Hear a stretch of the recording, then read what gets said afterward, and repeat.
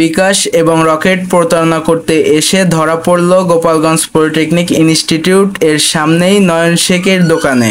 So title দেখেই বুঝে গেছেন আজকের ভিডিওটি কোন বিষয় নিয়ে। তো চলেন ভিডিওটি শুরু করা যাক।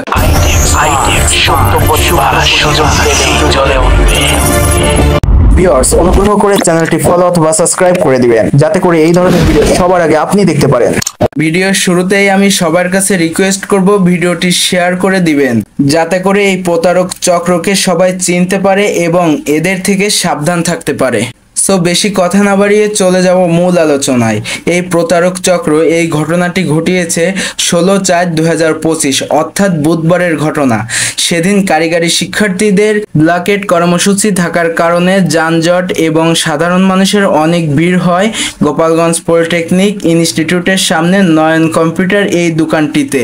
ঠিক ওই সময়ে সুযোগ বুঝে সাইকেল চালিয়ে আসে প্রতারক চক্রের এক প্রতারক যুবক। এসে দোকানদার নয়ন শেখকে বলে, আমার ভাই রকেটে 23,500 টাকা পাঠাবে, আপনার রকেট নাম্বারটা দেন। দোকানদার নয়ন ভাইও প্রথমে কিছু না বুঝে নাম্বারটা দিল।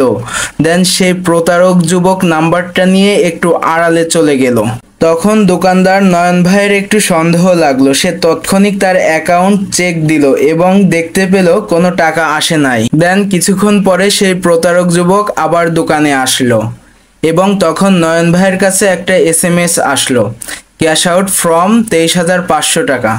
দোকানদারের আগে থেকে সন্দেহ হওয়ার কারণে দোকানদার ব্যালেন্স চেক দিয়ে দেখতে গেল, কিন্তু দোকানদার তার অ্যাকাউন্টে ঢুকতে পারতেছিল না। তখন সেই যুবককে আরো বেশি সন্দেহ হয়। তখন দোকানদার SMS-টি ভালো করে দেখে এবং বুঝতে পারে এটা Dutch Bangla official account number থেকে আসে নাই। তখন সেই প্রতারক যুবক বারবার টাকা চাইতে থাকে এবং বিভিন্ন রকম কথা বলতে থাকে। তখন দোকানদার নয়ন শেখ সম্পূর্ণভাবে বুঝে যায় এটা কোনো সাধারণ কাস্টমার নয়, এটা হলো প্রতারক চক্র।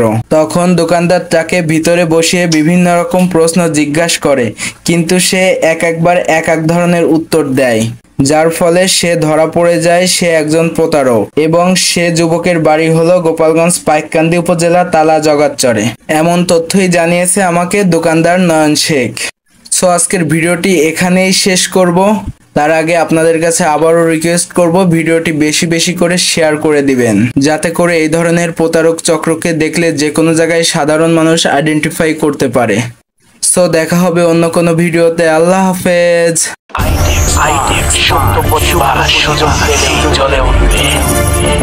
ভিউয়ার্স, অনুগ্রহ করে চ্যানেলটি ফলো অথবা সাবস্ক্রাইব করে দিবেন যাতে করে এই ধরনের ভিডিও সবার আগে আপনি দেখতে পারেন।